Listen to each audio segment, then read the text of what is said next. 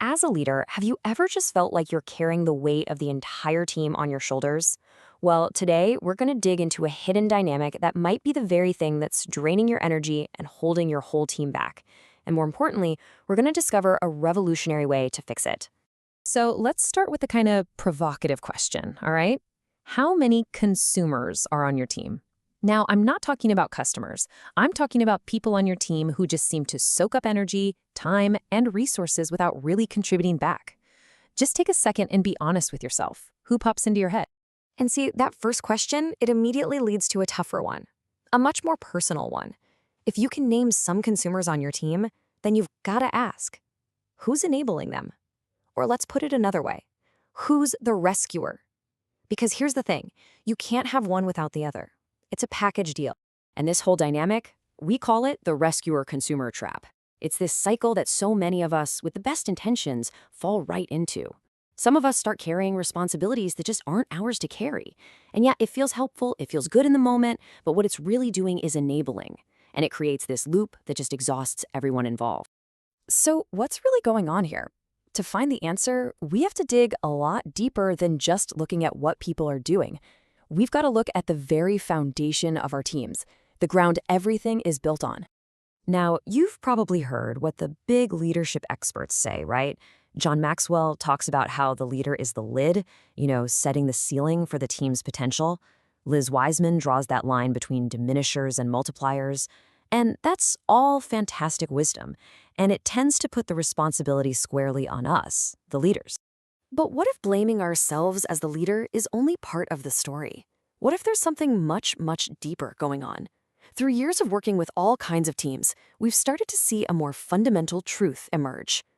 And this is the point, right here. The problem isn't just you. The problem is the soil.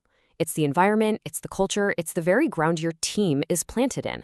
And that little shift in perspective changes everything. It moves us from blaming ourselves to really examining the culture we've created.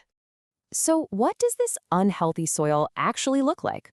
Well, for one, it's rescuer-consumer soil, which we just talked about. It's also an infant emotional age soil, where team members are kind of dependent and don't take real ownership. And finally, all of that together creates a wilderness system soil, where the whole team just feels lost, kind of wandering around without a clear purpose. This quote from a young pastor just nails the seductive part of this problem. He said, "Everyone is so obedient, it's convenient. I have authority, it's comfortable, I'm in charge." This kind of soil, it can actually feel really good for the leader. It can feel like you're winning. But we have to see this comfort for what it really is. It's a trap. It's a snare that makes us trade away our team's long-term growth for our own short-term ease. It keeps everyone dependent, and it stops them from ever becoming who they were meant to be. Okay, so how do we break out of this trap? Well, the way forward is a journey. It's a journey of maturity, not just for the team, but for us as leaders too. It's a journey that takes us from me to us and finally to we. This lays it out perfectly. We all start in that infant me stage, right? That classic self-centered leader-follower dynamic.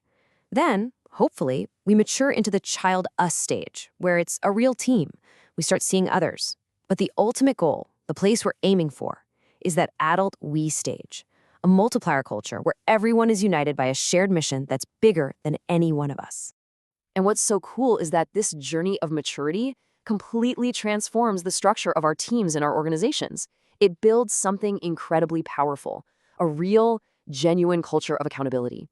I mean, just look at the difference. It's night and day. In that me culture, you've got one person carrying everything while 99 people watch. The whole structure is rescuers and consumers. And what happens when that one leader leaves? The whole thing collapses. It is draining. But in the we culture, everybody is accountable. Successors just emerge naturally. And the experience, it's all about participating and multiplying. This visual just says it all, doesn't it? So which one are you building? Are you building that fragile pyramid that rests entirely on one person? Or are you building a strong arch where everyone shares the load and actually supports each other? That shift, that's the revolution we're talking about. Okay, so if we're convinced we need to change, what's the actual call to action here? How do we do this? Well, it really comes down to two big, decisive moves. We have to turn the soil, and then we have to cross the river. And this right here is so important. We don't just try to tweak the culture we already have. That's like trying to grow healthy plants in toxic ground. It's just not going to work. No, we have to turn the soil. We have to be willing to replace it completely, from day one, with no negotiation. But let's be real, that is incredibly hard to do, especially for us as leaders. It means giving up a certain kind of power, a certain kind of comfort. It kind of brings up this fascinating question. How does a peacock, so proud of its position, willingly decide to just leave its throne? And the answer is just, it's so profound, it's because he has seen a phoenix and realized he is not one. When we truly encounter something greater, something more glorious than our own little kingdom, it gives us the perspective and humility we need to let go of our own self-importance. And this really gets to the heart of it. This journey is not clean, and it's not easy. It's going to require a new kind of leader, leaders like the biblical Joshua, who are willing to step into the unknown, leaders who aren't afraid to get their hands dirty and navigate messy, real, authentic relationships to get their people to a better place. So, we have to ask ourselves, and I'm asking you today, are we willing to do that hard work? Are we willing to break up that hard, compacted ground of the old culture we've been living in? Are you willing to turn the soil? And then, are we willing to take that big step of faith into the unknown, leaving the familiar, even if it's a familiar wilderness, behind for the promise on the other side? Are you willing to cross the river? Look, that is a daunting call to action, we know. But here's the good news. We don't have to do it in our own strength.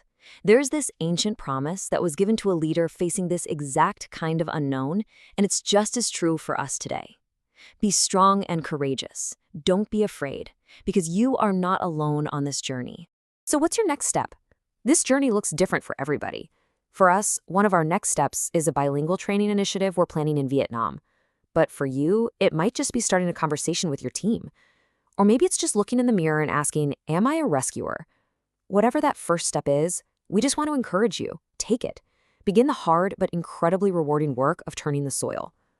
If you're interested in learning more about this framework or connecting with us, feel free to reach out. Let's begin the journey.